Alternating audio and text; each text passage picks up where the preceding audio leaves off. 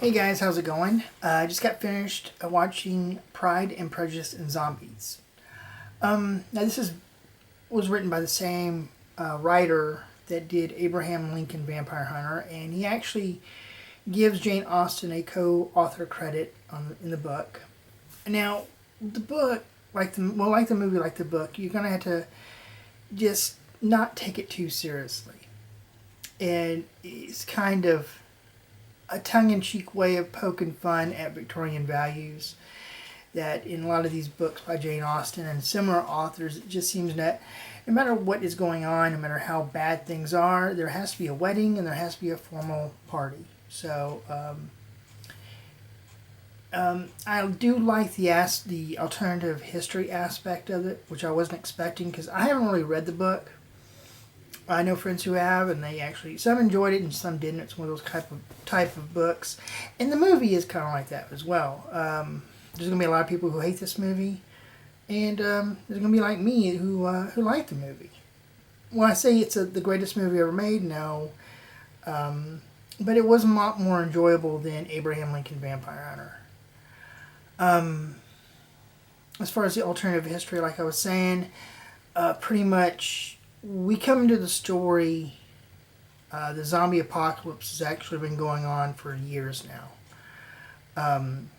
The well-to-do have their children trained in Japan, while the less wealthy have their children trained in China, and there's kind of this social gap between the two. Now, Mr. Bennett has his daughters trained in China rather than Japan because he feels that the Chinese way has more wisdom than the Japanese way. This is the way he feels. It's not a racial type thing, but oh well. And Elizabeth Bennett, played by Lily James, really takes this whole combat thing to heart. In fact, she makes a statement she would not trade a ring. She would not trade her sword for a ring, meaning she will not marry anybody who specifically wants her to quit fighting. At the same time, you have Mr. Darcy, or Colonel Darcy as he's called, who, I guess like in the original Pride and Prejudice book, he's kind of aloof, kind of cold. But in this one, he's an expert zombie hunter. So, him and Elizabeth don't really mash at first, but of course, they do eventually, And it does have this sort of same plot, not plot twist, but the same like romantic twist, the original novel had. But you have this big zombie apocalypse backdrop. And it actually, believe it or not, it doesn't sound like it would work, but it actually does work. It's amazing. Matt Smith is particularly awesome in this movie. He's kind of the comic relief.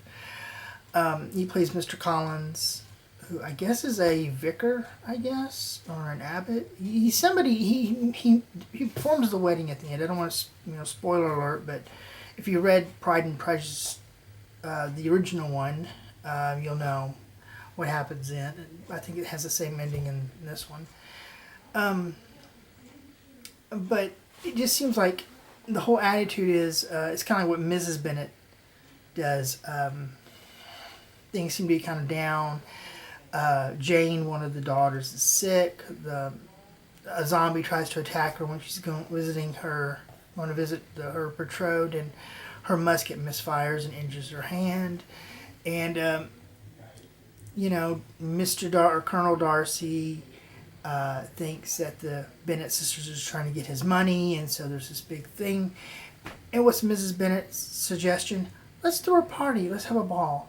Let's have a formal dance in the middle of all this crap. So it's kind of it kind of makes fun of that. All the actors though were pretty good. Charles Dance, I always like seeing him. He plays Mr. Bennett. Very much not caring if his daughters get married off. He wants them to survive. He wants them to kill as many zombies as they can if they need to. So Mrs. Bennett's the typical Victorian mom who's trying to get her daughters married off to rich and prosperous young men. She doesn't care if love is there or not. She just wants to get them married and so they can, be taken care of. That is something that kind of bugs me about this. And I know it's supposed to be, that's what the point they're making fun of. But it seems that if you have this big zombie apocalypse, and London is cut off from the rest of England by this giant wall and this Royal Canal thing and the in between. If you have these different values where it's in the real society back in the 1800s, you never see a woman carrying a weapon of any kind. And in this movie, it's actually very commonplace for everybody, including women, to be carrying weapons. But you still have that same social attitude towards, okay, let's get our daughter married off as soon as we can type attitude.